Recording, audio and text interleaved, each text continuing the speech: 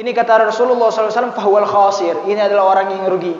Kita telah masuk dari tahun 1445 Hijriah, yang mana di setiap tahun kita bertambah takwa kepada Allah Subhanahu wa taala. Di setiap tahun kita bertambah ibadah kepada Allah Subhanahu wa taala. Jangan mau kita di tahun sekarang sama seperti tahun kemarin. Apalagi di tahun sekarang lebih jelek amal ibadah kita. Apalagi di tahun sekarang lebih banyak maksiat kita kepada Allah Subhanahu wa taala. Ini kata baginda Rasulullah, fahuwal khasir. Ini adalah orang yang rugi. Yang mana seseorang orang mukmin gak bakal jatuh ke jurang yang sama. Berarti kalau kita udah melakukan maksiat, kita nyesel, jangan ulangin lagi. Kita bertaubat di tahun baru ini. Kita mentambah iman kita. Kita bertambah takwa kita. Kita selalu memikirkan ilmu. Kita selalu memikirkan baginda Rasulullah sallallahu alaihi wasallam. Jangan yang kita pikirkan hanyalah harta duniawi. Sesungguhnya dikatakan dari para ulama, nahnu aslamin turab wa isna ala turab wa muntaqil ila turab. Kita diciptakan dari tanah dan kita hidup di atas tanah dan kita bakal kembali ke tanah. Maksudnya apa? Kita bakal kembali ke dalam kubur. Maka apa yang akan kita bawa ke akhirat terkecuali adalah amal soleh. Yang mana doanya Sayyidina Ibrahim alaihi salatu wasalam, Abul Anbiya, itu beliau selalu berdoa, yauma la tanfa'u malun wala banun illa man atallah biqalbin salim, Allahumma ja'alna minal salimin. Beliau selalu berdoa dalam hatinya, beliau selalu berdoa dalam munajat kepada Allah Subhanahu wa taala, yang mana di hari tersebut enggak ada yang selamat, anak dan harta enggak ada yang selamat terkecuali yang datang kepada Allah Subhanahu wa taala dengan hati yang selamat. Apa maksudnya hati yang selamat? Hati yang mana hati tersebut selalu memikirkan kebahagiaan baginda Rasulullah sallallahu alaihi wasallam. Jangan ketika kita yang mana kita telah mempelajari dalam kitab Shalahul Usrah tentang bagaimana cara kita untuk memperbagus rumah tangga kita, bagaimana cara kita untuk memperindah rumah tangga kita, yang mana rumah tangga diridhoi oleh baginda Rasulullah sallallahu alaihi wasallam. Jangan ketika kita mengadakan acara nikahan, kita hanya membahagiakan mempelai, kita hanya membahagiakan perempuan, kita hanya membahagiakan tamu. Thayyib, buat Rasulullah mana? Kebahagiaan untuk Rasulullah mana? Kebahagiaan untuk Allah Subhanahu wa taala mana? Yang mana Rasulullah SAW telah berjuang untuk umatnya.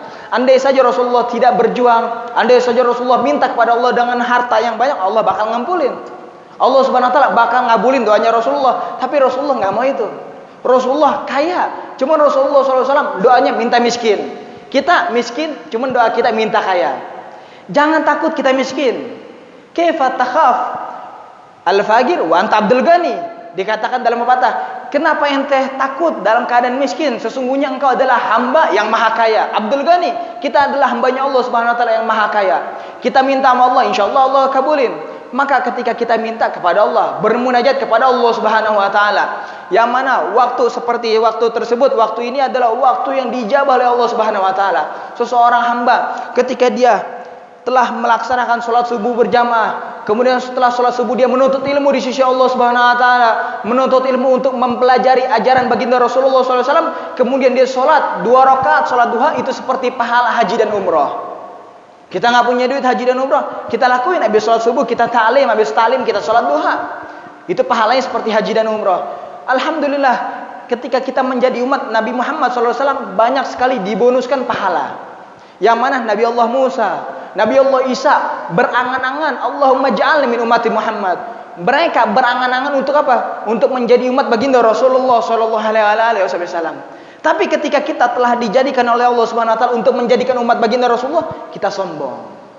Kita nggak punya nikmat, kita nggak punya rasa syukur kepada Allah Subhanahu wa taala. Nah, sebelum Allah Subhanahu wa taala cabut nikmat kita, sebelum Allah Subhanahu wa taala cabut kelezatan kita, kita bersyukur kepada Allah Subhanahu wa taala. Idza kunta fi ni'matin far'aha fa innal ma'siyata tuzillu ni'am. Jika kamu lagi merasakan nikmat di sisi Allah, lagi merasakan nikmat yang mana nikmat tersebut engkau agungi, yang mana nikmat tersebut engkau syukuri, maka engkau jangan kufur terhadap nikmatnya Allah Subhanahu wa taala. Jangan bermaksiat terhadap nikmatnya Allah Subhanahu wa taala. Fa innal ma'siyata tuzillu ni'am. Sesungguhnya maksiat melenceng dari ajaran Allah, melenceng dari ajaran baginda Rasulullah, ini adalah mencabut nikmat kita. Nikmat mata kita jaga, jangan lihat pandangan yang haram. Nikmat tangan kita jaga, jangan melakukan pelakuan yang haram. Yang mana seluruhnya untuk mengajak orang kebaikan. Seluruhnya untuk mengajak orang dalam keadaan lindungannya Allah Subhanahu wa taala. Itu diceritakan dari guru kita bersama Al-Habib Salim bin Habib Umar bin Muhammad bin Salim bin Hafid ketika beliau mengajak ayahnya ke Ordon, Jordania. Ketika Al-Habib Umar bin Muhammad bin Salim bin Hafid pengen operasi mata. Ketika Habib Umar pengen operasi mata, dokter bertanya kepada Habib Umar, "Ya Habib, ente kalau mau sembuh mata antum jangan nangis terus. Ini mata antum sakit gara-gara nangis terus." Kata Habib Umar apa? "Gimana aku nggak nangis sedangkan aku merindukan kekasih aku yaitu baginda Rasulullah SAW. Bagaimana orang tidak menangis yang mana orang tersebut merindukan kekasihnya? Gak mungkin orang tersebut nggak nangis kecuali merindukan kekasihnya." Akhirnya dokter tersebut masuk Islam lantaran apa? Lantaran akhlaknya Habib Umar bin Muhammad bin Salim bin Hafid. Nggak diajarin apa-apa, cuman bilang aku rindu dengan kekasih aku. Bagaimana orang rindu dengan kekasihnya tidak mengeluarkan air matanya? Cuman gara-gara ini tapi dokter tersebut masuk Islam. Inilah dakwah dari guru-guru kita. Dan yang datang ke tempat ini adalah Al-Habib Ali bin Abu Bakar bin Syekh Abu Bakar bin Salim. Ketika beliau di masa mudanya, ketika beliau di masa kecilnya, itu beliau berjalan dengan ayahnya Al-Habib Abu Bakar bin Syekh bin Ahmad bin Syekh Abu Bakar bin Salim. Ketika lagi perjalanan dakwah, itu Habib Ali masih dalam keadaan muda, masih dalam keadaan kecil, bilang ke ayahnya, "Ya ayah, wahai ayahku, sekarang kita penat, sekarang kita capek, letih. Alangkah indahnya dakwah kita stop sejenak, kita stop sebentar, nanti kita lanjut dakwah kita. Kita sekarang istirahat." Kata Habib Bakar apa? Kita istirahat kalau kaki kanan kita udah masuk surganya Allah Subhanahu wa taala. Inilah wali-walinya Allah Subhanahu wa taala, enggak mandang capek, seluruh umurnya untuk Nabi Muhammad sallallahu alaihi wasallam. Seluruh ajarannya untuk Allah Subhanahu wa taala, seluruh hidupnya untuk baginda Rasulullah sallallahu alaihi wasallam. Yang mana umur-umur kita telah lalu dalam keadaan maksiat. Umur-umur kita telah lalu dalam keadaan kegelapan. Kita ketika telah masuk tahun baru kita, ketika telah masuk awalnya tahun kita harus mempertambah hidup kita, mempertambah iman kita kepada Allah Subhanahu wa taala. Kata Imam Ali apa?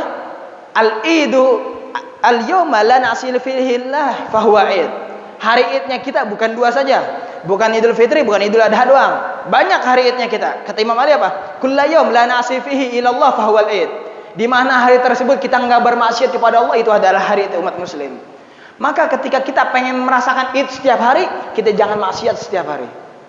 Apakah susah kita melakukan apakah kita susah untuk meninggalkan maksiat? Gampang. Yang penting apa? Kita mendekatkan orang-orang soleh. As-sahib sahib. Karena pendekatan itu akan menarik kita. Misalkan kita ahli maksiat, tapi kita selalu dekat dengan orang-orang soleh, selalu dekat dengan para ulama, kita bakal terpengaruh oleh pergaulan ulama tersebut. Atau naudzubillah min dzalik, kita orang soleh, kita selalu berkumpul dengan orang-orang ahli maksiat, pasti nggak lama, mau nggak mau kita bakal terjerumus kepada orang ahli maksiat. Maka ketika kita pengen taat kepada Allah, kita deketin orang ahli ibadah. Ketika kita pengen taat kepada Allah, kita deketin pada ulama-ulama kita. Masya Allah, tabarakallah. Ini kalam yang sudah panjang, yang mana kita akan mendengarkan dari guru-guru kita pengajian Shalahul Usrah. Saya nggak layak untuk berbicara di sini karena banyak guru-guru kita, banyak sesepuh-sesepuh kita. Tapi ini adalah perintah dari Sayyidul Walid. Rabbin fanfa'na bi barakatihim wa hdinal husna bi hurmatihim wa aminna fi tariqatihim wa mu'afatihim minal fitani.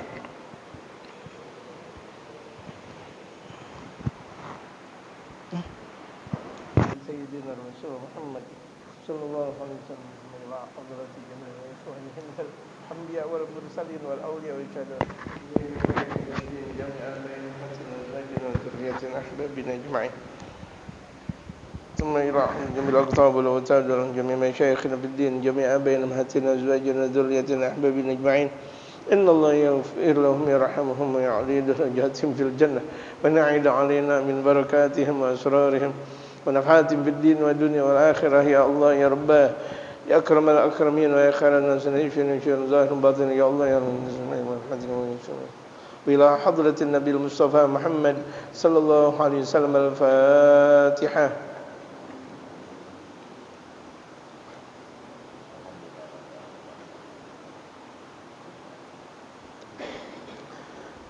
بسم الله الرحمن الرحيم.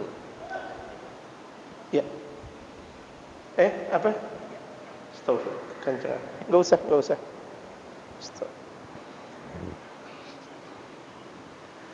Bismillahirrahmanirrahim. Alhamdulillahi rabbil alamin. Wassalatu wassalamu ala asyrafil anbiya'i wal mursalin wa ala alihi wa sahbihi ajma'in, amma ba'du. Wa qad qala al-mu'allif rahimahullah ta'ala wa adama an-naf'a bihi wa bi'ulumihi fid darain amin. Qala khamisan ya Syekh Abdul Aziz, ya, marhalatul madrasah. Yang kelima, fase dari rumah tangga, fase sekolah. Sekolah, bagaimana ketika anak kita sudah mulai sekolah, apa yang harus kita lakukan? Sebenarnya ini kajian yang kita pelajari sebenarnya sangat-sangat sederhana, kan?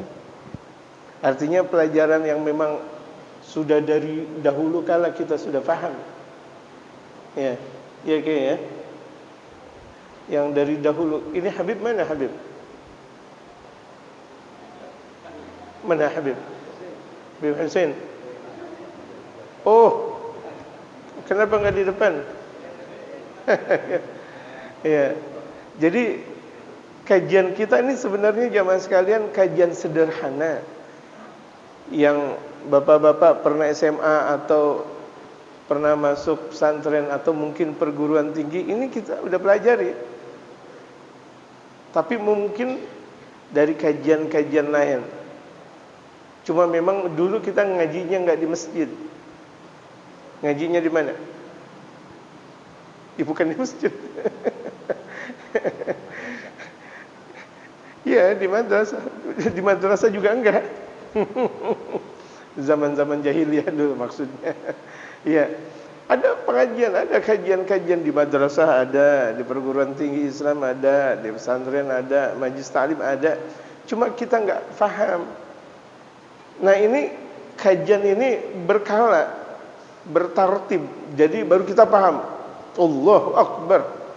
Gimana nih saya? Anak saya udah pada nikah semuanya lagi.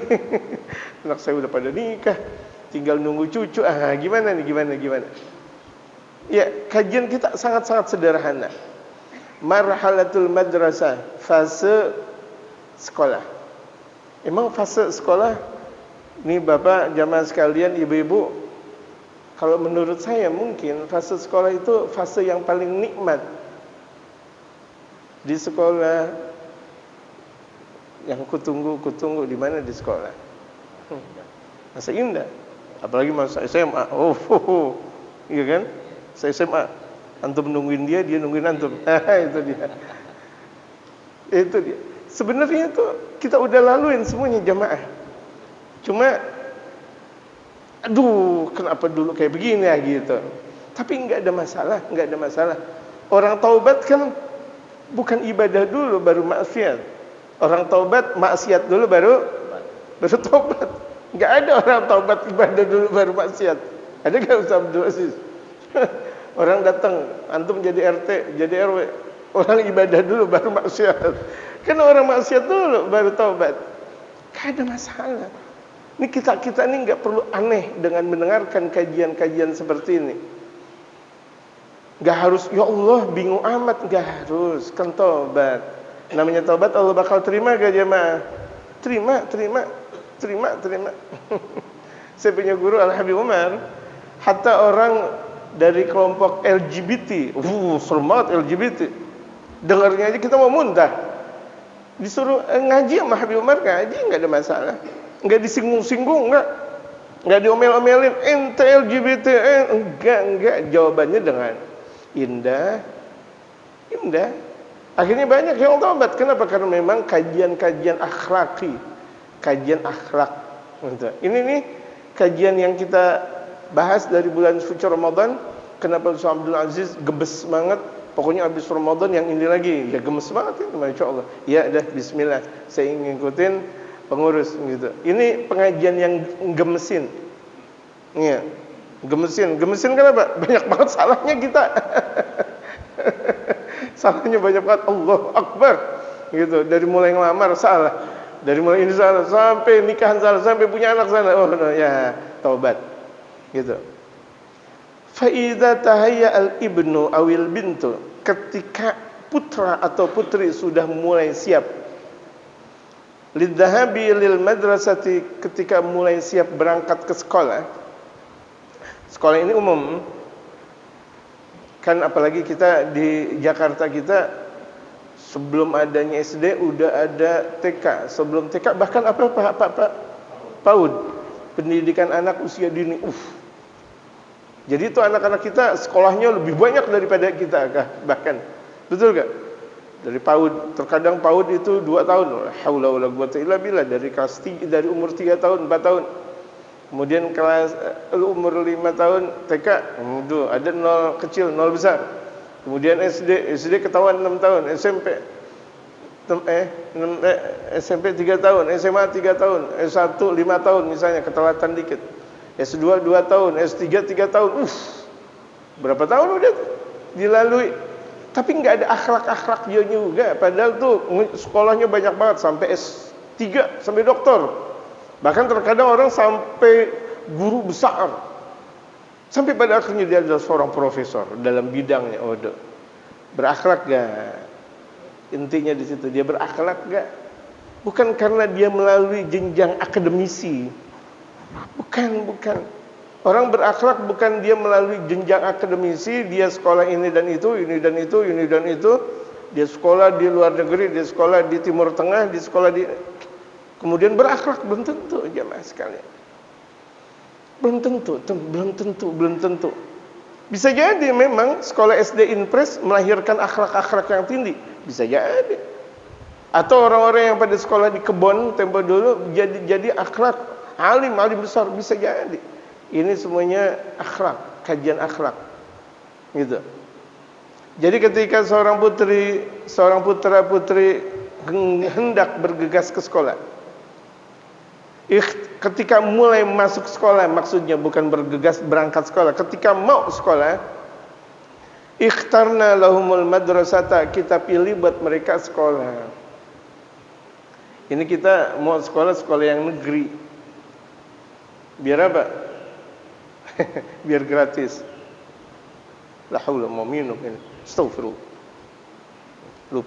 Lupa. Ini bukan di Banten. Mau minum kayak gini. Ini bukan di Banten. Astagfirullah. Ikhtarna lahumul madrasah, kita pilih buat mereka sekolah.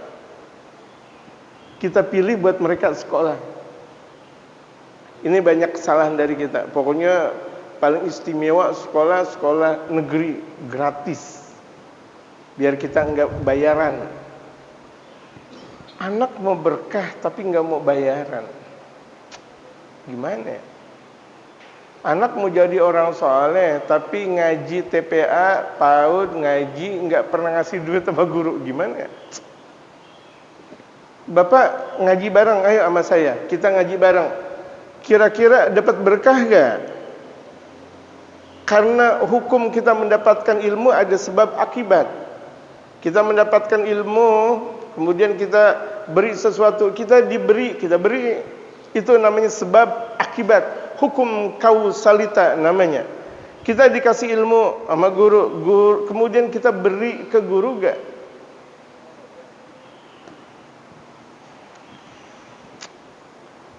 Coba perhatikan jemaah. Ini kajian sangat-sangat sederhana. Terkadang kita ngelihat di pinggir jalan ada kakek-kakek capek, kepanasan, tuh dia jualan ubi, atau nenek-nenek capek, kepanasan, jualan ubi nggak laku-laku. Ya Allah, ingat orang tua kalau begitu. Ingat kakek kalau begitu.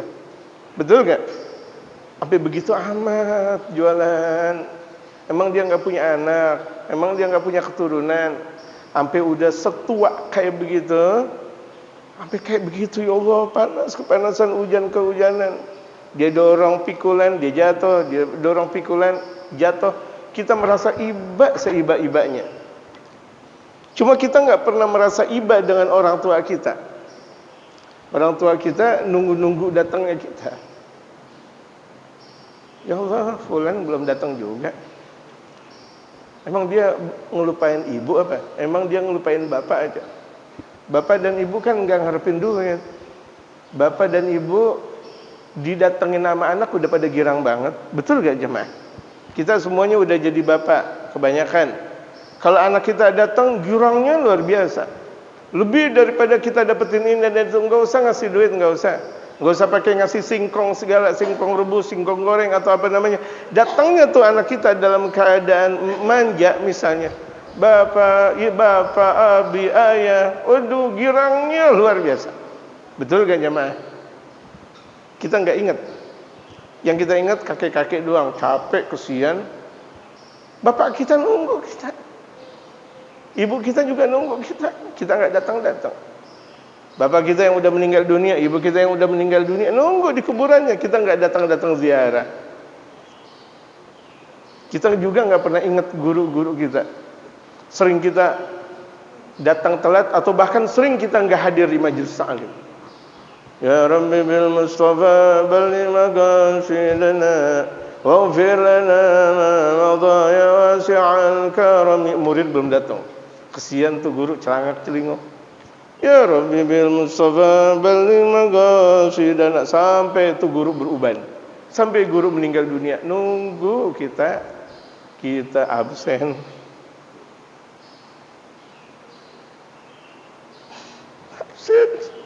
Nggak datang. Kita kesian sama kakek-kakek, tapi kita nggak kesian sama guru kita. Setiap hari ngajarin kita nggak datang lagi. Kadang kita datang, terkadang kita nggak datang. Lucu. Yang ada hubungan dengan kita nggak pernah kasihanin. Bagus kita kasihan sama orang tua yang lagi jualan nggak laku-laku. Ini guru juga lagi jualan nggak laku-laku. Yang ngaji cuma 2 orang, 3 orang, 4 orang, 5 orang, 10 orang, 20 orang, 30, 40, 50, 100. Jarang sekali pengajian kitab model seperti ini yang hadir sampai 100. Padahal sholat subuh saya lihat aja, saya langsung duduk sini, saya lihat banyak banget. Emang gak kesian sama guru? Emang gak kesian sama orang tua? Yang ngasih syafaat itu dia. Yang ngasih syafaat guru-guru kita. Lupa kita, enggak kesian sama mereka. Allahu Akbar.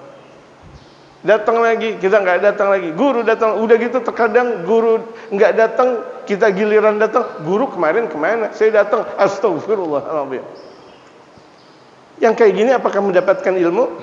Saya mau tanya jemaah, mendapatkan ilmu? Apakah ini yang namanya beradab? Apakah ini yang namanya intelektual muslim? Apakah ini yang namanya ilmu yang masuk di dalam hati? Jawabannya ada di dalam hati jemaah masing-masing. Cari buat anak kita sekolah. Kalau orang-orang tua kita tempo dulu nyari anak sekolah yang pimpinan sekolahnya waliullah. Kita enggak. Kalau kita nyari mana yang sekolah bergengsi, mana yang tadi saya bilang yang enggak bayar apa namanya? Negeri. Girang kalau anak kita sekolah SD negeri, SMP negeri, SMA negeri, perguruan tinggi negeri. Girang. Orang-orang tua tempo dulu masukin sekolah di madrasah yang pimpinannya adalah waliullah. Madrasah siapa yang mimpin? Habib Ali bin Abdurrahman Al-Habsyi. Ya dah, ayo. Saya mau taruh anak saya di sana. Madrasah siapa yang mimpin? Kiai Mansur. Jembatan 5. Madrasah siapa yang mimpin? Kiai Abdullah Syafi'i. Ayo dah, bismillah. Madrasah siapa yang mimpin? Kiai Muhammad Syafi'i Azami. Sekarang kita cari sekolah buat anak-anak kita nggak ngelihat siapa yang memimpin. Yang penting gratis. Yang penting sekolah gratis, nggak bayar. Padahal kewajiban kita untuk mensejahterakan guru-guru kita dan guru-guru anak kita. Lupa tuh, lihat Pak. Yang kayak gitu kita lupa. Allati la tusallibu alaihim akhlaqahum, sekolah yang tidak menarik akhlak mereka. Berapa banyak sekolahan yang menghancurkan akhlak. Dari sekolahan itu diajarkan bagaimana caranya dan sarigi. Bagaimana diajarkan apa namanya ini dan itu. Betul enggak? Oh. Lupa kita, padahal sekolah di antara pendidikan akhlak yang sangat istimewa buat anak keturunan kita. Bahkan di antara kaum muslimin menyekolahkan anaknya di sekolah non-Islam. di sekolah Kristen, kafir dan sebagainya. Pokoknya selain Islam, nggak apa-apa dah, nggak apa-apa. Yang penting pendidikannya bagus. Bagaimana bagus? Kalau itu setiap hari diajarkan tentang Trinitas, bagaimana bagus? Dan akidah. Tadi anak saya mengatakan as-sahib sahib. Teman itu bisa menarik. Anak-anak kita sekolah tahfidzul Quran di tempat mereka orang-orang yang anti maulid. Iya, nanti anak-anak bakal anti maulid. Oh, kan di situ diajarkan tahfidzul Quran, bukan tahfidzul Quran saja. Nanti di situ diajarkan selain Al-Qur'anul Karim, dan itu udah pasti hukumnya. Paham enggak? Jadi jangan salah ngambil sekolah buat anak-anak kita.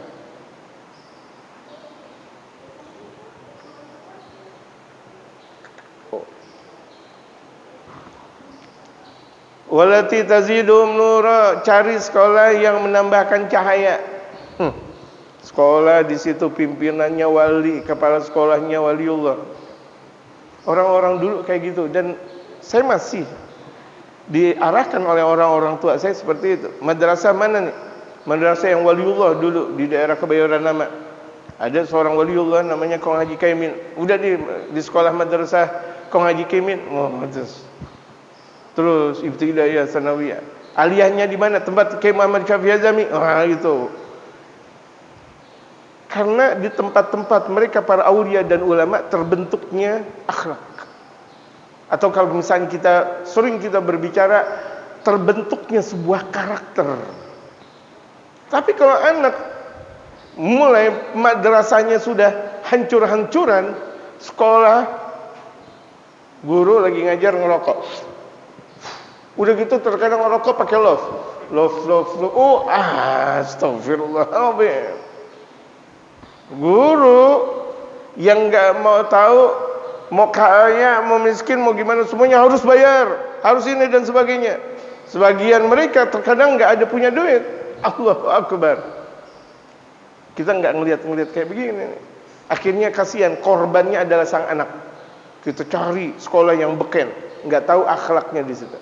Kita cari sekolah yang paling hebat, nggak tahu bahwa di situ akhlaknya bejat. Jadi nggak sembarang sekolah kita taruh anak-anak kita. Walati tarbitu bainal ilmi wa suluk. Cari sekolah yang mengikat antara ilmu dan suluk perjalanan menuju ke akhirat.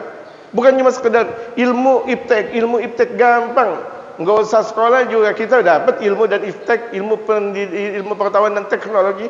Betul enggak? Enggak perlu sekolah, kita belajar privat, kita belajar sama orang-orang pintar. Jadi iptek, enggak perlu sekolah. Enggak perlu ini dan sekolah. Ada kan sekolah-sekolah tahu-tahu nanti pada akhirnya dapat ijazah, gampang dan banyak itu semuanya. Itu Pak, ijazah persamaan banyak itu semuanya. Gitu. Cari sekolah yang mengembangkan ilmu dan suluk. Suluk itu perjalanan menuju Allah Subhanahu wa taala. Bagaimana mau anak kita diajarkan menuju Allah kalau guru-gurunya saja enggak kenal Allah? Baca Quran aja enggak bisa tuh guru-gurunya. Boro-boro baca kitab, boro-boro Syariatul Islam. Bisa paham jemaah? Bukan hanya paham, diamalkan. Bisa jadi semua jamaah paham, tapi belum tentu mengamalkan. Kita balik aja lagi nih, besok permulaan sekolah kita cari enggak sekolah-sekolah yang bernuansa pimpinannya wali atau ulama. Kita cari sekolah yang beken lagi. Kita cari sekolah yang negeri lagi. Kita cari sekolah yang enggak bayar lagi. Betul enggak? La haula wala quwata illa billah. La haula wala quwata illa billah. Bahkan kita gengsi kalau anak sekolah kita, oh anak saya ini hebat di perguruan tinggi. Atau dari SD, SMP, SMA, semuanya semuanya negeri, perguruan tinggi negeri, S2, S3 negeri. Akhirnya membabat habis orang tuanya, tidak punya akhlak. Ambil perguruan tinggi, silahkan. Tapi cari di situ akhlak. Akhlak.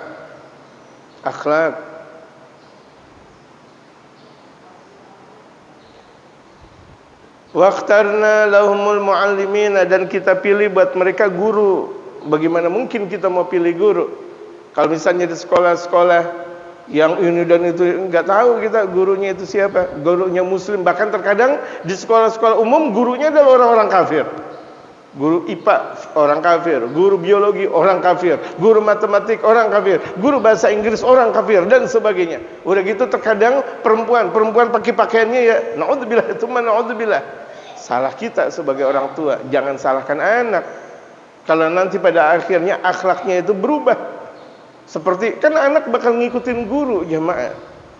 Kalau gurunya kafir, dia ngikutin tradisi kekufuran kalau begitu jadinya.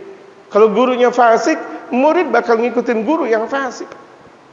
Kalau berteman saja dengan perkawanan atau pertemanan yang tidak baik, dia bakal ngikut bagaimana ini adalah guru yang lebih tinggi daripada teman. Waqtarna lahumul muallimat, dan kita juga pilih buat putri-putri kita ustazah-ustazah yang benar. Cari yang benar, jangan secari-carinya, nggak bisa. Bahkan terkadang di antara kita kalau misalnya ada anak kita nggak diterima di negeri, baru kita taruh di madrasah. Astagfirullah. Betul gak jamaah? Jadi madrasah itu adalah pelarian. Orang-orang yang bodoh-bodoh ditaruh di madrasah, ditaruh di pesantren. Nanti nih anak saya kalau tidak diterima UMPTN atau nggak diterima ini dan ini, saya taruh di perguruan tinggi Islam aja deh. Berarti sisa. Anak-anak kita ditaruh sisa semuanya. Bukan anak-anak kita yang paling pintar ditaruh sekolah, ditaruh madrasah, ditaruh pesantren. Ini sisa semuanya. Jadi yang ada di pesantren semuanya orang sisa semuanya. Bagaimana mau jadi ulama benar? Sisa semuanya. Udah kena narkoba baru ditaruh di pesantren. Betul? Betul gak jemaah? Udah kena narkoba baru ditaruh pesantren. Lah kesian pesantren. Pesantren udah benar-benar gara-gara ada ini dan itu anak narkoba kena tuh. Jangan dong, jangan begitu. Anak kita yang paling pintar taruh di pesantren. Terbalik zaman. Ini anak kita pintar, pokoknya SMPTN, UMPTN aja dulu, taruh negeri. Enggak dapat UIN ini, UI, enggak dapat UI, Gajah Mada, enggak dapat Gajah Mada, ITB, enggak dapat ITB, ya saya sebutin lagi. Enggak dapat ITB, IPB, pokoknya semuanya. Kalau enggak dapat itu semuanya, yaudah Universitas Islam aja. Jangan dong jemaah sekalian. Universitas Islam untuk orang-orang pintar, orang-orang bagus dari kalangan anak-anak kita, ponakan kita, tetangga kita. Bukan orang yang udah kena narkoba baru dipesantrenin. Udah kena narkoba ya taruh pesantren yang mana dah. Ya Allah, kesian. Pesantren berarti tempat narkoba pada akhirnya. Akhirnya orang punya pemahaman pesantren tempat narkoba. Ya Allah, ya Allah. Pesantren itu untuk dijadikan ulama. Bagaimana mungkin ulama yang awalnya narkoba dan sebagainya? Susah.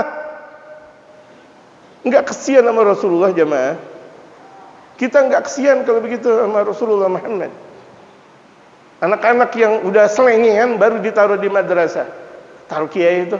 Anak udah beragajulan, udah ngamilin gadis 50 gadis, baru ditaruh majlis salim. Anak udah ditahan di polsek mana aja, dari polsek ini dan itu, baru dikasih ke rumah kiai. Kesian banget kiai. Udah kiai udah capek, la ilaha illallah nih murid. Berantakan, ditaruh di majlis, dia keluar, dia pulang. Ditaruh di majlis, pulang lagi. Kenapa? Emang gak benar tuh anak. Yang benar ditaruh majlis, jamaah.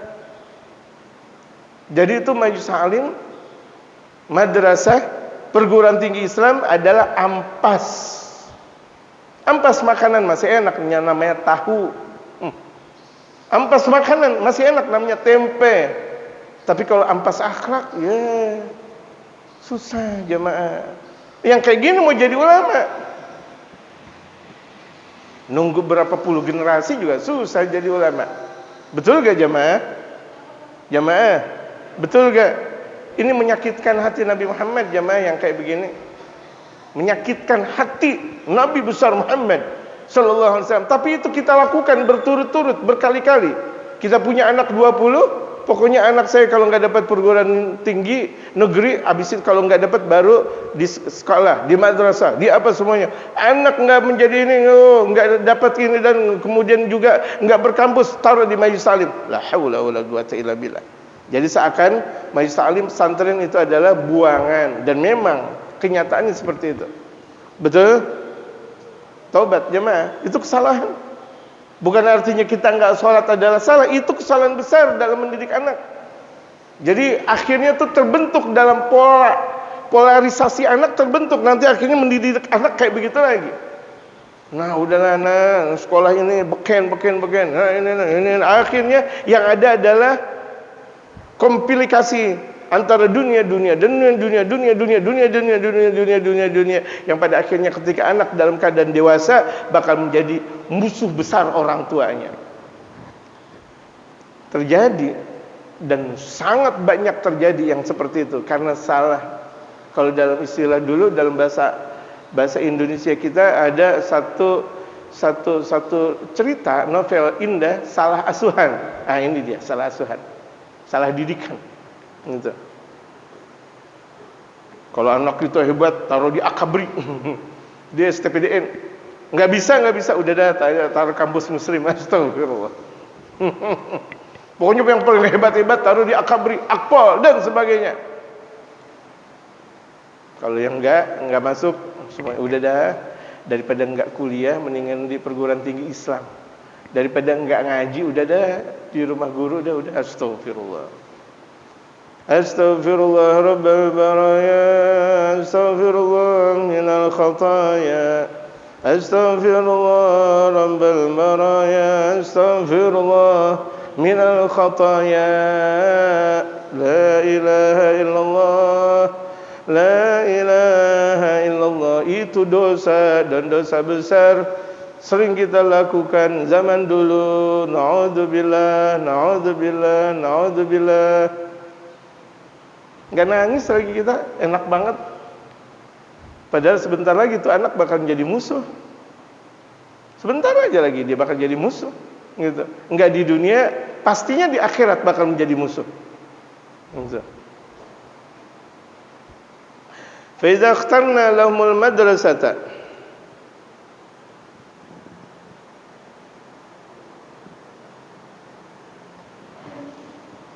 Faiza ikhtarna lahumul madrasata, ketika kita sudah memilih madrasah buat mereka, tempat didik buat mereka.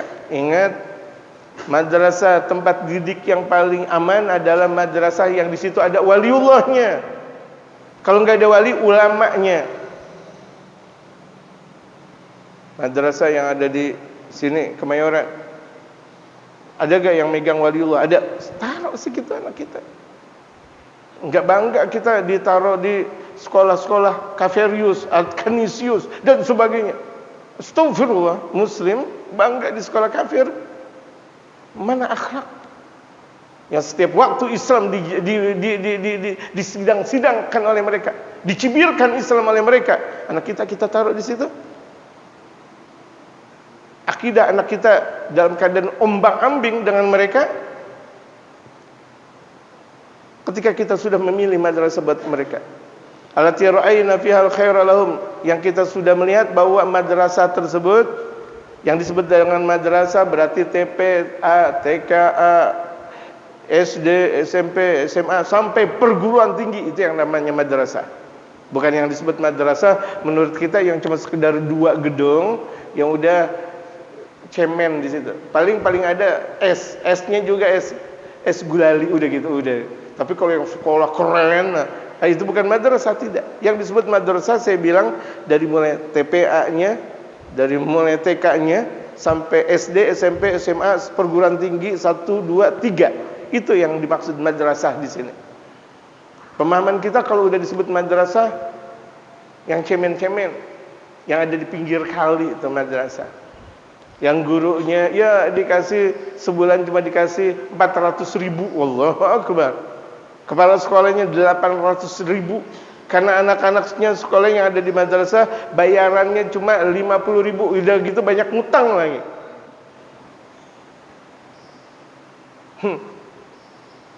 Untuk kepentingan agama, dianggap kita udah membela agamanya Allah, menghancurkan agamanya Allah.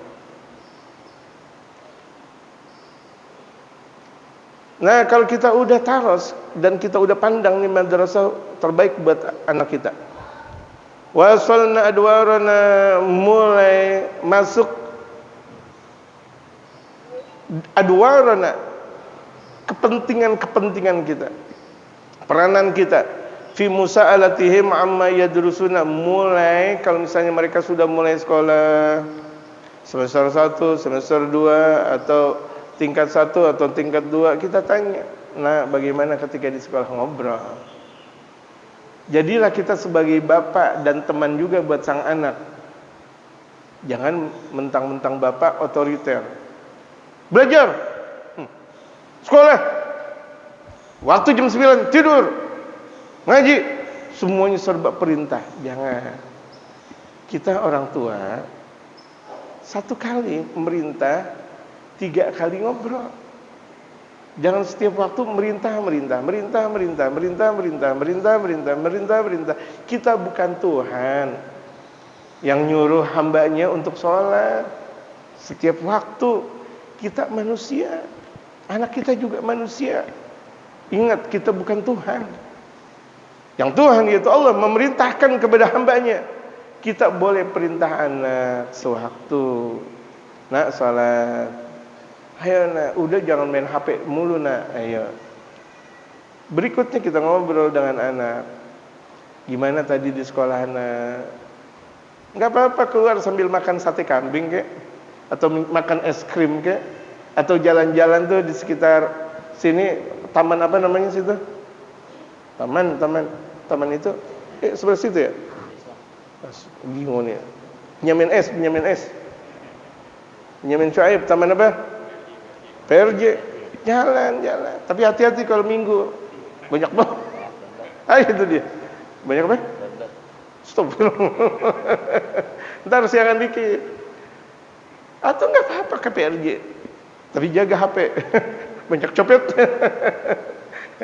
Nggak apa-apa, ajak anak ke PRJ.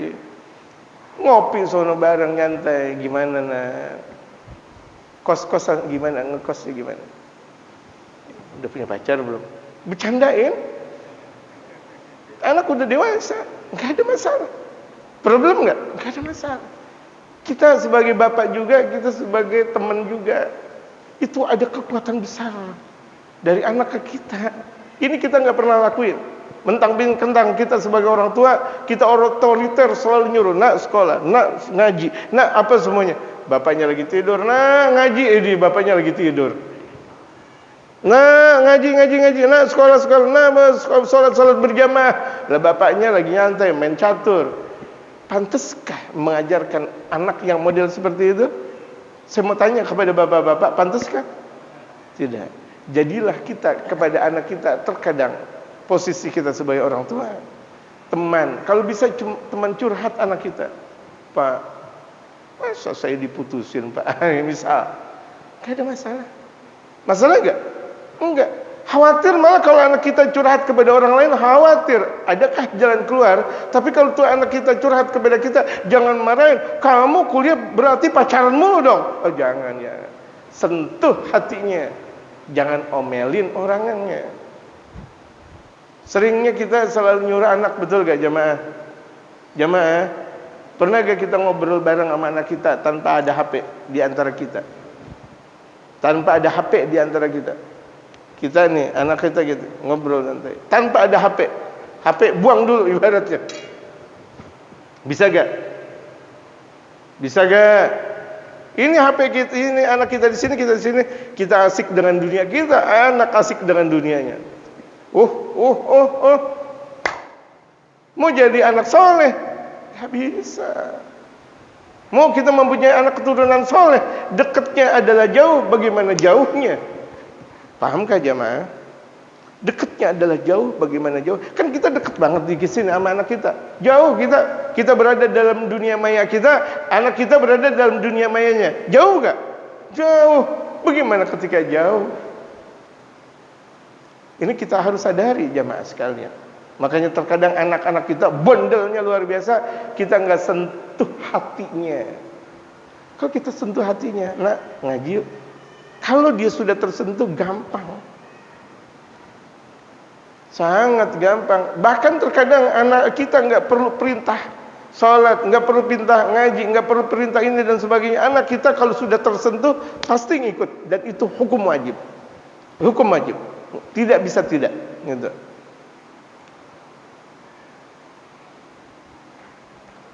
Wa amma yatahaffazuna, dan apa yang dihafal oleh anak. Nah, kira-kira udah hafalan apa? Al-Qur'an enggak ada masalah. Tanya kepada anak. Jangan kesian dah anak. Yang penting udah pesantren juga udah bagus, nggak bisa. Tanya. Itu kedekatan orang tua kepada anak selalu dinanti oleh sang anak. Kedekatan orang tua kepada anak selalu dinanti oleh sang anak. Jangan sampai anak bercurhat di Instagram atau di Follogram atau di Starbucks, apa namanya? Facebook, Starbucks lagi, Facebook dan ini dan sebagainya. Jangan sampai curhat di situ. Curhat sama kita. Enak gak jemaah? Enak. Itu. Wa amma ya'khudunahu fil madrasah, dan apa yang sudah mereka ambil ilmu di sekolah. Kan kalau kita ada pandangan, nah entar dulu kalau guru itu ngomong begini-gini, entar dulu, jangan. Makanya tuh perlu kita jadikan anak kita di sekolah di tempatnya mereka para auliya Allah, para ulama-ulama saleh. Fa muhimmatul ummi, dan pentingnya seorang ibu, yaitu istri kita, apakah cuma sekedar beranaknya doang ibu, atau cuma sekedar ngasih makan doang ibu, antatafaqada bintaha fil madrasati, selalu mengoreksi putrinya di sekolah. Kira-kira putri bagaimana putri saya nih di sekolahan. Biasa kalau laki sama laki, perempuan sama perempuan biasa. Terkadang anak kita yang laki lebih dekat kepada istri kita daripada kita. Betul gak? Terkadang. Bahkan terkadang putri kita lebih dekat kepada kita daripada istri kita. Enggak ada masalah. Yang model-model itu enggak ada masalah. Orang tuanya berkata kepada anaknya, "Nak, mau apa?" Enggak mau. "Nak, mau apa?" Enggak mau. Tahu-taunya ngomong sama istri kita. Mau ini, mau itu. La ilaha illallah, tadi ditawarin mau kemana emang? Tapi itu enggak ada masalah. Enggak ada masalah. Bisa jadi mungkin ada canggung, bisa jadi itu mungkin ada rasa malu. Jangan diomelin, enggak ada masalah. Paham jemaah? Ini kan enak. Ini kan ajaran-ajaran sederhana sebenarnya. Bukan ajaran kelas tinggi jemaah. Bukan ajaran kelas tinggi. Cuma karena kita sudah tidak menemukan ajaran seperti itu, seakan ini adalah ajaran kelas tinggi. Oh enggak. Santai, ajaran baginda Rasulullah Muhammad sallallahu alaihi wasallam. Kalau misalnya ada ibu nanya kepada putrinya, "So tahu ibu?" Jangan anak mengatakan so tahu, sotoy. Gitu.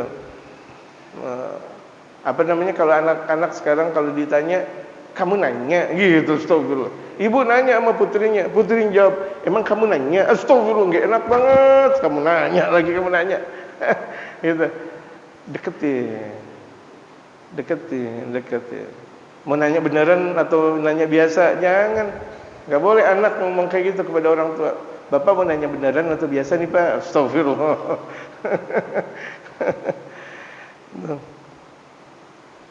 Fatatil ummu lil madrasati. Satu waktu tuh ibu datang ke sekolah, tapi sekolah putri. Itu sekolah untuk putri kita. Nah, kita laki untuk putra kita. Lihat perkembangannya dan sebagainya. Min waktin akhir, satu waktu istri kita suruh lihat perkembangan putri bagaimana. Putri gitu. Tas'alu an halati ibnatiha. Ibu itu sering bertanya tentang keadaan putrinya. Istri kita tanyalah tentang putrinya bagaimana di sekolahnya, berkawan sama siapa, pulang dan perginya, bagaimana keadaannya, akhlaknya, pakaiannya. An istiqamatiha, dan bagaimana istiqamahnya dia dalam belajar. Wa kaifa istifadatuha, dan bagaimana caranya dia mengambil pelajaran. Ma'ama tagumu bihi, dan kepada siapa putrinya itu belajar dan pulang dan pergi dan sebagainya. Yaumian fi baitiha, setiap waktu. Jadi kedekatan bapak dan ibu nanya kepada anak bukan seminggu sekali, Kalau anak kita tidak di pesantren, tanyalah setiap hari, duduk bareng, ngobrol santai. Kalau dia pulang dari pesantren, nah waktu-waktunya dia pulang dari pesantren, pendekatan kita kepada anak. Jangan biarkan anak kita masuk ke rumah kemudian keluar lagi, masuk ke rumah keluar lagi, masuk ke rumah keluar lagi. Bapak sibuk dengan kerjaannya, anak sibuk dengan dunianya. Ini yang tadi, nanti pada akhirnya ada yang disebut dengan broken home. Masalah rumah tangga, masalah hati, masalah dan sebagainya. Bapak cerai dengan ibu, nanti akhirnya berantakan dan semuanya. Semuanya akhirnya berantakan. Fasad, rusak, gagal dalam rumah tangga. Kita sebagai orang tua jangan sombong banget, sibuk. Sibuk apa kita? Enggak punya anak, mau punya anak. Giliran udah punya anak kita sibuk dengan dunia. Sebanyak-banyak harta yang kita miliki emang buat siapa? Saya mau tanya jamaah. Kita punya harta banyak buat siapa? Anak. Anak dibiarkan. Lebih istimewa didikan kita daripada kita ngasih anak dengan semiliar, setriliun dan sebagainya. Enggak ada manfaatnya. Ngobrolnya kita dengan anak, santainya kita, ngopinya kita, ngetehnya kita, curhatnya kita jauh lebih istimewa daripada kita ngasih duit kepada anak walaupun itu ada miliaran. Atau kita ngasih ke anak itu adalah rumah, belum punya rumah udah dikasih rumah. Gitu, belum punya motor, mobil udah kita siapkan semuanya. Obrolan kita yang cantik, obrolan kita yang indah kepada anak itu lebih istimewa daripada dunia beserta isinya. Wa min musa'alatil binti madza darastumul yawm. Nah, ibu istri kita bertanya kepada putri, apa yang sudah dipelajari? Belajar. Pelajaran ini setiap hari tuh. Kalau putra dan putri kita setiap hari pulang dan pergi ke rumah. Wa madza qaratum, apa yang sudah kalian baca? Wa madza 'alaiki minal wajibat, apa kewajiban engkau PR misalnya. Wa madza ta'allamti minal adab, apakah engkau sudah mendapatkan adab dari guru-guru? Tanya guru-gurunya ini bagus adabnya, kemudian diajarkan adab. Ini yang sangat penting. Kita begitu juga, tanya kepada putra kita. Jangan mentang-mentang putra kita udah di pesantren, kita udah pasrah. Salah. Ini banyak nih orang putra putrinya udah di pesantren, nggak ditanya-tanya lagi. Salah. Saya udah percaya sama kiai, saya udah percaya sama habib, saya udah percaya sama ajengan, saya udah percaya sama ustaz. Salah. Di situ ada tetap kewajiban orang tua masuk dalam diri sang anak. Nggak bisa kita mutlakkan anak kita kepada gurunya. Ada kewajiban kita untuk bertanya. Karena di situ terkadang ada sesuatu yang bisa jadi anak kita tidak suka dengan gurunya. Bisa jadi gak? Bisa jadi. Gitu. Kenapa terkadang kalau kita cinta sih, jamaah, apa kelemahan kita? Kelemahan antum apa? Pelajaran apa? Matematik. Bisa jadi benci sama guru matematik. Betul gak? Nyesel gak? Baru segini hari udah nyesel. Kan udah 40 tahun ke atas. Mau belajar matematik, Allahu Akbar. 1 tambah 2 bisa jadi 3 kita bilang. 1 tambah 2 bisa jadi kita bilang 4. Biasanya tuh pelajaran yang kita tidak suka, kita benci sama gurunya. Tadi dibilang matematik bisa jadi benci sama gurunya ya. Abisan gurunya judes. Iya, itu dia. Akhirnya kita nggak paham tentang guru, tentang matematik. Nah, makanya jangan sampai benci sama ulama. Kalau kita benci sama ulama, seluruh ilmu kita nggak bakal dapat. Dahsyat. Kita benci sama matematik, nggak tahu matematik. Persis jawabannya. Yes, saya bilang yes. Naam, sahih. Ada di antara kita bebel banget bahasa Inggris. Karena benci sama guru bahasa Inggris.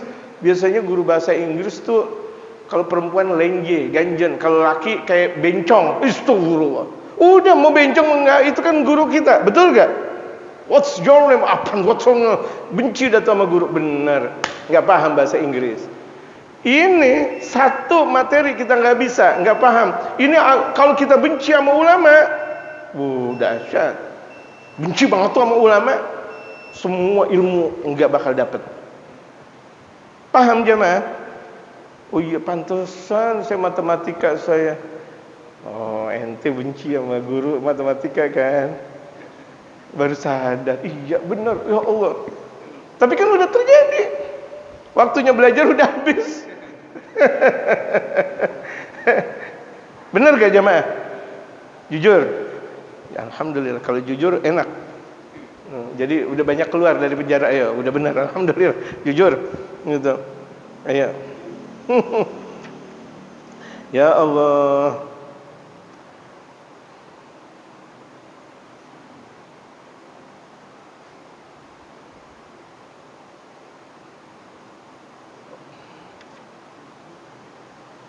Wa madza 'alaika minal wajibat wa madza ta'allamta minal adab, dan apa yang sudah engkau pelajari dari adab. Atau wa madza ta'allamti minal adab. Kalau ta'allamti kepada putri, kalau kepada putra, wa madza ta'allamta minal adab. Sudah ada ada tanda. Bagaimana Ustaz Abdul Aziz? Kembali kepada Ustaz Abdul Aziz. Ada pertanyaankah atau tidak? Semuanya kembali kepada beliau. Marhaba.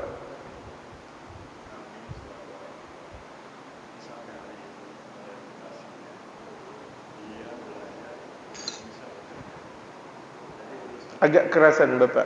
Agak kerasan biar jamaah dengar. Saya sih dengar. Gitu, biar jamaah nyambung.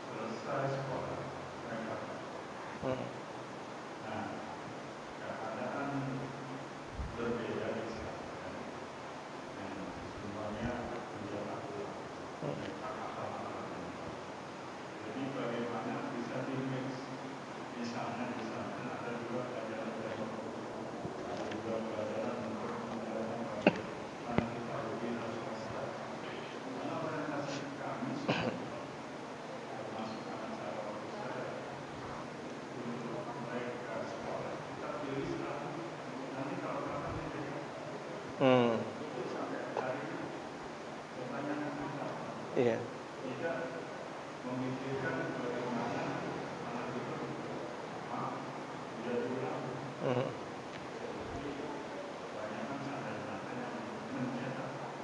Ya.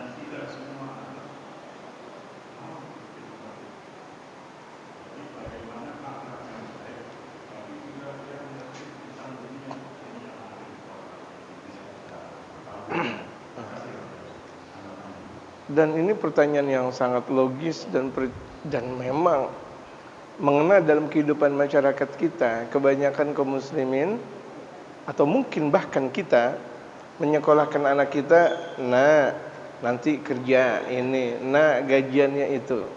Kemudian ketika kita taruh anak kita di pesantren, emang nanti bakal jadi apa? Nah, ini kesalahan yang total. Karena segala sesuatu baginda Rasulullah, innamal a'malu binniyat wa innamal likulli imrin ma nawa. Faman kana hijratuhu ilallah fa hijratuhu ilallah wa rasulih. Man kana hijratuhu dunya yusiba aw imratin yunkihuha fa hijratuhu ila ma hajara ilaihi. Rawahu Muslim. Ini banyak orang tua menyekolahkan anak, mengkursuskan anak, membina anak tujuannya untuk dunia. Dari awal udah salah. Seharusnya sekolah yang tinggi biar dapat ilmu berkah, biar bisa ngamalin sunnah Rasulullah, biar bisa menjadi prajuritnya Rasulullah, biar bisa menggembirakan Rasulullah. Kan yang disebut menggembirakan Rasulullah nggak harus jadi ulama. Jadi pejabat bisa menggembirakan Rasulullah. Jadi saudagar kaya bisa menggembirakan Rasulullah. Jadi ulama sudah barang tentu. Jadi sifatnya umum. Mulai cetak anak kita nak sekolah biar jadi hamba Allah, jadi orang bertakwa. Nak sekolah lagi, nak ngaji belajar, nak sekolah lagi, nak sekolah lagi. Tujuannya untuk menjadi hamba Allah, menjadi umat baginda Rasulullah, untuk kenal Allah nak, untuk kenal Allah, untuk akhirat engkau nak. Pokoknya kalau misalnya anakku enggak kerja, pokoknya bapak marah. Nanti mau makan apa kamu? Atau anak-anak kamu mau makan apa? Kamu mau kerja apa? Salah dari awal. Jadi kita sudah menjadikan anak kita sudah cinta dunia dulu baru akhirat. Ini kesalahan total. Hampir semua ibu-ibu, hampir semua bapak-bapak mempunyai pemahaman salah tentang kajian disiplin ilmu sang anak. Nak, kalau kamu kuliah kan nyari kerja gampang. Nak, kalau kamu kuliah S1, S2, S3 kan gampang-gampang. Jadi tujuannya adalah dunia. Enggak pernah kita mengatakan, nak, kalau kamu S1, S2 atau S3, engkau bisa jadi prajuritnya Rasulullah. Nak. Engkau bakal bisa berdakwah, engkau bakal bisa menjadi ini dan itu. Enggak pernah. Itu perlu kita taubati dari niat-niat kita. Kita perbaiki. Jamaah sekalian, pesantren itu pelajarannya lebih lengkap daripada sekolah. Jangan dipikir pesantren itu hanya ada keagamaan saja. Saya udah banyak banget di bangku madrasah, emang gak pernah di tempat umum. Teman saya yang di SMP negeri, teman saya yang di SMA negeri, paling pelajarannya taruh ada 8 atau 10. Lah kita ada 25. Di pesantren, di madrasah ada 25 pelajaran. Sebenarnya mana lebih pintar, anak pesantren atau anak sekolah biasa? Sebenarnya anak pesantren. Di pesantren IPA ada, matematika sama kurikulumnya dengan yang ada di luar sana. Sama. Belajar biologi yang ada di SMP sana, di SMA sana, di kuliah sana ada sama, biologi sama, departemennya sama, departemen pendidikan dan kebudayaan sama, ini semuanya sama, kurikulumnya sama, bukunya sama. Jadi jangan punya pemahaman bahwa yang di pesantren itu cuma sekedar ngaji kitab kuning saja. Atau orang yang kalau dari pesantren paling dia jadi ustaz, kita cibir. Paling dia cuma paling jadi imam, paling dia jadi khatib, atau paling dia mimpin tahlil. Afdhalu dzikri fa'lam, gitu. Atau dia paling cuma bisa mimpin maulidan doang atau zikiran. Presiden kita ada yang dari pesantren. Orang nomor 1 Republik Indonesia dari pesantren. Siapa? Gus Dur namanya. Jadi presiden. Namanya Gus Dur. Abdurrahman Wahid jadi presiden. Kalah semuanya. Orang kalau nomor 1 dalam negara, nomor 1-nya apa namanya? Ketua pemerintah. RI 1 namanya presiden. Itu dari pesantren. Pesantren itu wirau. Jadi Panglima ABRI kemarin siapa sebelumnya saya lupa, dari pesantren. Banyak menteri-menteri dari zaman Pak Harto ada, atau bahkan dari zaman Bung Karno, itu banyak dari kalangan pesantren. Jadi tidak ada yang salah dalam pesantren. Apakah yang disebut dengan pesantren itu kemudian disebut dengan tradisional, kemudian sekolah biasa kemudian disebut dengan akademisi yang modern? Tidak juga. Justru tadi saya bilang, orang yang ada di pesantren pelajarannya jauh lebih besar, jauh lebih banyak, lebih pintar otomatis daripada sekolah-sekolah biasa. Dan saya yang merasakan seperti itu, karena saya sudah berada dalam dunia seperti itu. Justru di pesantren kemandirian tiba. Salat pada waktunya, hormat kepada orang tua yang belum tentu dimiliki oleh anak-anak sekolah biasa. Di pesantren keilmuannya banyak, dunia dan akhiratnya lengkap, kemudian kemandiriannya ada, akhlaknya banyak. Jamaah sekalian. Jadi Apa yang harus dibingungkan dari kaum pesantren? Apakah kalau misalnya kita lihat kaum pesantren, bisanya cuma sekedar serebet doang. Kemana serebet, udah gitu serebetnya nggak benar lagi. Oh, pendiri bangsa kita banyak dari pesantren. Dan orang RI satu pemerintah, yang ada di gubernur banyak dari pesantren. Menteri banyak dari pesantren, kepala ini banyak dari pesantren. Justru pesantren lebih tinggi daripada sekolah-sekolah yang lain. Saya mengatakan dengan dalil dan saya sendiri mengalami itu semuanya. Ya, jadi jamaah kita perbagus niat kita ketika kita naruh anak kita, jangan melulu anak kita taruh dunia, duit lagi. Nanti pada akhirnya anak kita ketika kelar S1, S2, tujuan paling utama adalah kerja. Akhirnya keluaran S1 nggak mau yang jadi pelayan di Alfamart Indomaret. Kenapa? Saya udah S1. Saya udah S1 masa jadi pelayan Alfamart Indomaret, gengsi. Akhirnya makan tuh gengsi. Nikah, akhirnya minjem duit mulu akhirnya semuanya. Berantakan kalau tujuannya duit. Makanya jangan jadikan tujuan anak kita sekolah untuk nyari duit atau gampang nyari duit. Lillah. Man talabal ilma, barang siapa yang menuntut ilmu, lihat ridha Allah, untuk menuntut ridhanya Allah. La yumariya bias sufaha, bukan untuk membohong-bohongkan orang bodoh. Ya, untuk membohong atau untuk liyu'azzimal liyu'azzam, atau untuk diagungkan, atau untuk orang pada cium tangan sama dia, atau dia untuk mendapatkan duit dunia beserta isinya, harta, tahta dan wanita, maka orang yang tersebut lebih baik untuk masuk ke dalam api nerakanya Allah Subhanahu wa taala. Lebih berhak untuk mendapat api nerakanya Allah Subhanahu wa taala karena sudah salah mencari ilmu. Nyari ilmu apa aja kalau udah salah niat berantakan semuanya. Wallahu a'lam.